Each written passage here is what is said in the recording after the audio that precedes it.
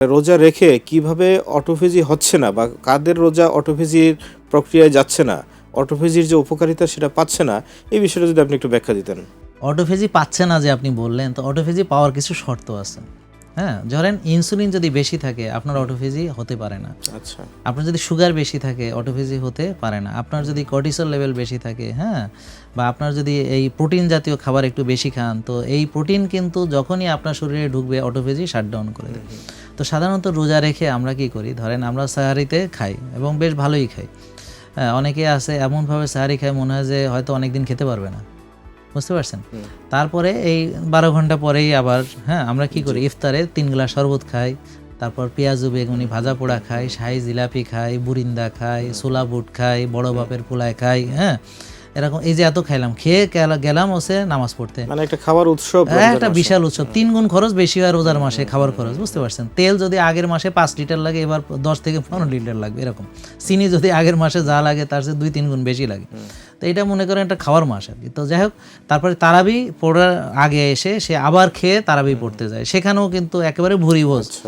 এরপর এসে আবার ফ্রিজ খুলে দেখে কোথায় ওই যে পেঁয়াজু আছে, একটু বেগুনি আছে, ওই বাইরে করে আবার খায়।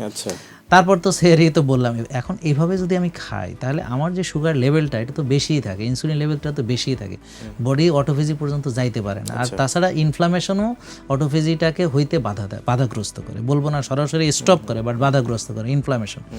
তো এই জন্য আমাদের অটোফেজি পাইতে হলে আমাকে ক্লিন ফুড খেতে হবে। তা আমাদের যেই সকল রোগীদের ইনসুলিন বেশি তাদেরকে আমরা হোমা আইআর পরীক্ষা করাই বা ইনসুলিন পরীক্ষা করাইয়া ইনসুলিন কমাইতে হয়। ইনসুলিন না কমাইয়া অটোফেজি পাওয়া যায় না। এখন ইনসুলিন বাড়ে কিভাবে এটা তো তাদেরকে জানতে হবে। তাহলে ভাত খেলে, রুটি খেলে, ফল খেলে, দুধ খেলে, চিনি খেলে, প্রসেসড আল্ট্রা প্রসেসড ফুড খেলে ইনসুলিন স্পাইক করে। তাহলে ইনসুলিন কমানোর জন্য আমরা তাদেরকে বলি আপনারা সবজি, ডিম, মাছ, মাংস, ভালো তেল ঘি খান, যেটা নিয়ে আমরা অলরেডি আলোচনা করেছি। এই খাবার খাবে। এখন সে খেজুর খেতে পারবে না, ফল, সেটা কলা খেতে পারবে না, তাহলে খাবে কি? তাহলে শাকসবজি, ডিম, মাছ, মাংস এবং ভালো তেল ঘি এইটা খাবে। এটা খেলে তার ইনসুলিন বাড়বে না। তারপর সারাদিন রোজা রাখছে, এখন তার ইনসুলিন আরও কমছে, এখন আপনার অটোফেজি হতে পারবে। এছাড়া টেনশন করলে এই অটোফেজি বাধাগ্রস্ত হয়। স্ট্রেস কর্টিসল ফ্রি থাকতে হবে। স্ট্রেস আরেকটা হচ্ছে ঘুম। ইনসুলিন ধরেন আপনি যদি রাত জাগেন তাহলে যেমন সুগার বাড়ে, আমি তো জানি রাত জাগলে একটা ডায়াবেটিস রোগী ডায়াবেটিস বাড়ে না, টেনশন করতেছে,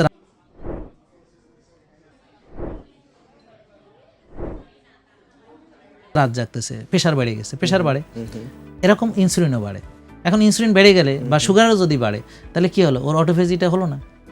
তাহলে এখন আসল কথা হচ্ছে যে অটোফেজি পেতে হলে আমাকে সঠিক খাবার লাগবে। তারপর ধরেন আপনি অটোফেজিকে বাড়াবেন কি করে, ধরেন আপনি তো সারাদিন রোজা, আমরা আশা করছি যে আপনার ইনসুলিন লেভেল, সুগার লেভেল এখন কম। এখন আপনি যদি এক্সারসাইজ করেন ইফতারের আগে, তখন আপনার অটোফেজি ত্বরান্বিত হয়। মানে আরও মানে এটা কি হলো, দুটো মিলে আরেকটা অ্যাকশন হলো আর কি। হ্যাঁ, মিলিত অ্যাকশন আর কি। এখন দুইয়ে মিলে আরেকটা এটা পোটেনশিয়েট করলো। এখন যদি আপনি দেখেন যে আপনি যে না খেয়ে আছেন, আপনি যে জিম করছেন, ঠিক আছে, আপনি একটু রোদ্রেও গেলেন, হ্যাঁ, তাতে আরেকটু আপনি বেশি বেনিফিট পেলেন। আর আমি যদি শ্বাসের ব্যায়াম করি তো মানসিক প্রশান্তি, ওই যে আমার যে ভ্যাগাস স্টিমুলেশন, হ্যাঁ, প্যারাসিম্প্যাথেটিক, ওটাও আমার অটোফেজির জন্য সহায়ক। সিম্প্যাথেটিক অ্যাক্টিভিটির ভিতরে অটোফেজি ভাবে হতে পারে না। আরেকটা বিষয় হলো ড্রাই ফাস্টিং, আর একটা হলো ওয়াটার ফাস্টিং। আমরা যদি ড্রাই ফাস্ট করি, যেভাবে আমরা রোজা রাখি, তো 12 ঘন্টা ড্রাই ফাস্টিং হচ্ছে 3 গুণ, মানে অটোফেজিকে 3 গুণ, মানে এটা অবশ্য একেবারে ডকুমেন্টেড বলা যাবে না, বাট বিজ্ঞানীরা এটা দেখেছেন যে ড্রাই ফাস্টিং মানে ওয়াটার ফাস্টিংয়ের চেয়ে 3 গুণ বেশি অটোফেজি হয়, 3 গুণ বেশি হয়।